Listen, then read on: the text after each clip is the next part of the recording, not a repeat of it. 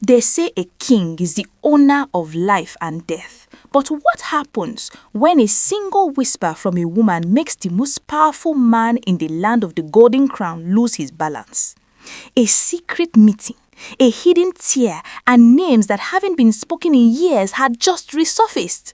Is this a spiritual reconnection or a calculated move? Stay with me, because what Queen Naomi did in that courtyard has left the elders speechless. A short prayer for you. May any door that has been shut against your peace be opened by mercy today. May those who have forgotten your value suddenly remember why you are special. Amen. The atmosphere in the land of the Golden Crown was so heavy you could feel the weight on your chest. It wasn't the kind of heat from the sun. It was the kind of tension that comes when something big is about to happen. After months of whispers, months of will they or one day, Queen Naomi finally stood in the presence of the Golden King. Everyone expected a formal greeting, some expected a cold exchange, but what they got was a scene that would be told for generations. Queen Naomi, known for her quiet grace and that hidden sense of humor that only the king truly knows, didn't say a word at first. She just looked at him. A look that carried the weight of years, the weight of the separation, and the weight of a love that refused to die. Slowly, like a leaf falling in the wind, she lowered herself. The palace went so quiet you could hear the heartbeat of the person standing next to you. This wasn't a performance for the cameras. This wasn't for the Golden Crown elders to see. It was instinctive. It was a reflex. When a woman's heart is full of a respect that words cannot explain, her body follows. As she knelt there, she began to speak. Her voice was low, but it carried to the ends of the courtyard.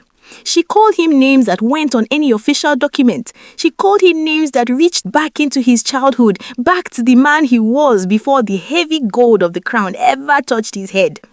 The air changed. The wind seemed to stop blowing, and the Golden King, who usually stands like a rock that cannot be moved, started to shift. She called him Ooni. The moment that name left her lips, the king's shoulder lifted. It was as if a bolt of electricity had hit him. You see, Oromi isn't a title for a ruler. It is a name for an intimate treasure. It is a name born from shared nights and shared burdens. By using that name, she was stripping away the politics, the wise, the wahala, and the palace noise. She was telling him, I see the man behind the king. The guards at the entrance began to look at the floor. The Golden Crown elders were hooing their breath. This was no longer just a meeting. It was an emotional takeover, and Queen Naomi was just getting started. The tension in the courtyard was now so thick, it felt like a heavy blanket pressing down on everyone present.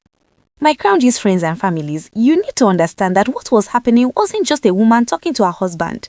This was deep spiritual communication. Queen Naomi remained on her knees, her eyes fixed not on the crown, but on the eyes of the man wearing it. She called him Obayayi. Where she breathed that name, the Golden King closed his eyes for a brief moment. You could see his chest rising and falling. In the land of the Golden Crown, a king is seen as a god, someone who doesn't feel pain, someone who doesn't get tired. But Obayaye is the name that acknowledges the burden. It is the name that says, I know the world takes so much from you. I know how much you give even when you are empty. Imagine being a ruler who is constantly judged by the public, criticized by the Golden Crown elders, and surrounded by the constant wahala of palace politics. To have someone look at you and acknowledge the emotional cost of your leadership is a powerful thing. It was like she was peeling off his armor piece by piece, leaving him standing there not as a monument but as a human being. She then moved to a name that made the elders lean forward in their seats, Alakosu. Now this name is heavy. It speaks of a leader who governs with character and integrity. By calling him this, Queen Naomi was doing something very clever and very emotional. She wasn't just flattering him, she was reminding him of his own conscience.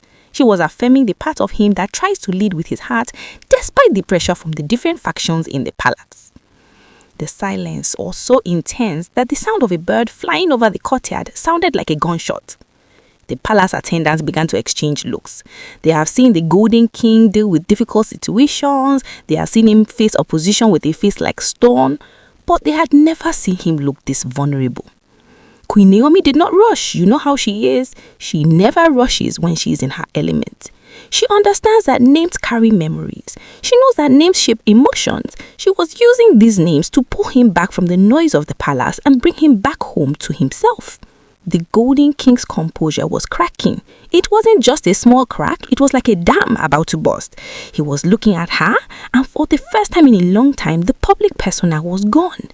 In that courtyard, it was just a man and a woman connected by a language that only the two of them could truly decode. The way she knelt, the way she spoke, it was like a song that was healing an old wound. Everyone watching knew that they were witnessing a turning point. This wasn't about power or who is in charge. This was about a connection that had been stretched but refused to break. And as she prepared to utter the next set of names, the very ground seemed to vibrate with anticipation. The air in the courtyard was now vibrating with an intensity that made the skin crawl. My crown gives friends and families. If you were there, you would have felt it. The Golden King was no longer looking around at his chiefs or the guards. His entire world had shrunk down to the woman kneeling before him. Queen Naomi was tapping into something so deep that even the walls of the palace seemed to lean in to listen. She took a deep breath and called him the name that finally broke the final seal, Ayon, the heart of the people. Now listen carefully, because this name is not just a title. To be called the Ayon means you are the emotional anchor for everyone.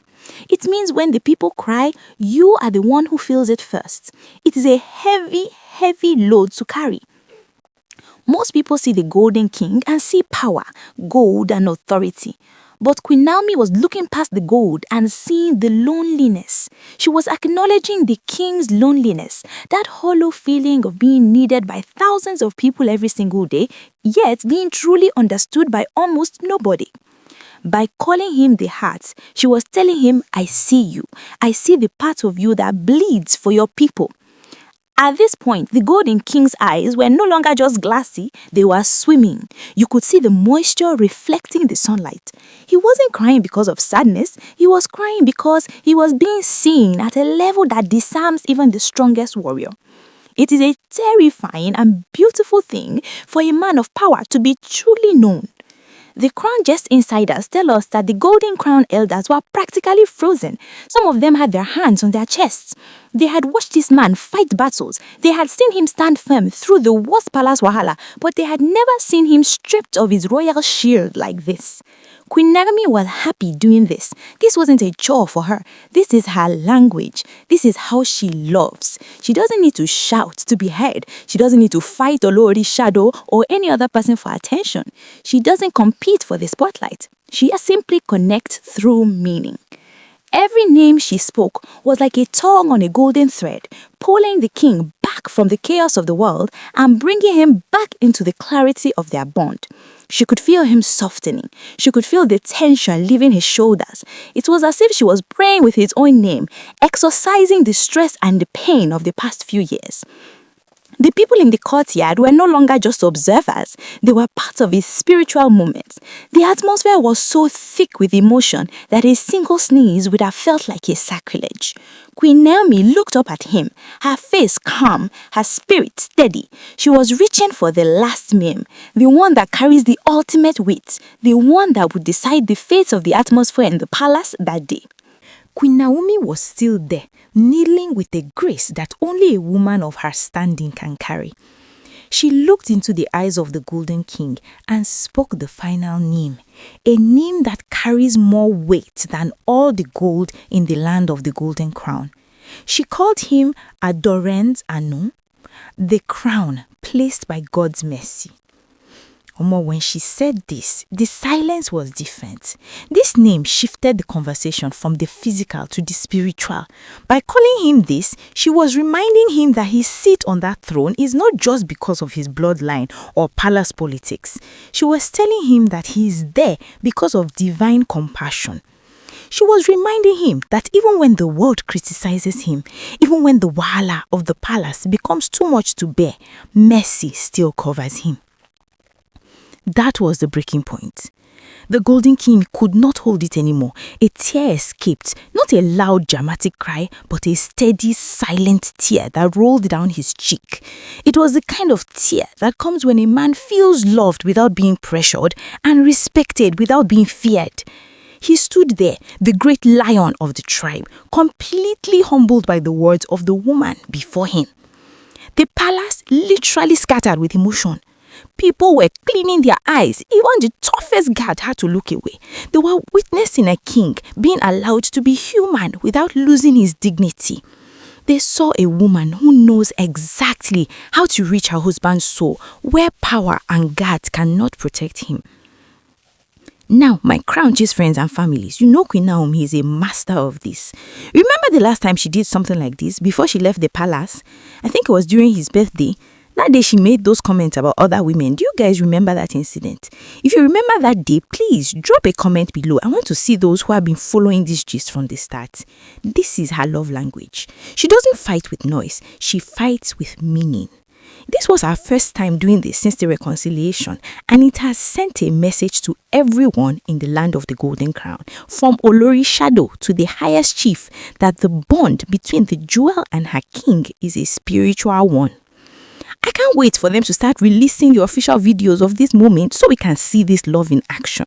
We love to see them happy, and we want that public confirmation because we love this royal family so much. But before I go, let me remind you of something very important. Please note that all these details are based on alleged reports and unverified information making the rounds on social media. This story is part of the rumors and gist currently flying across the internet and should not be taken as official news or verified facts yet. We are just bringing you the updates as they drop in the streets or social media. What do you think about Queen Naomi's move? Is this the ultimate way to handle a powerful man?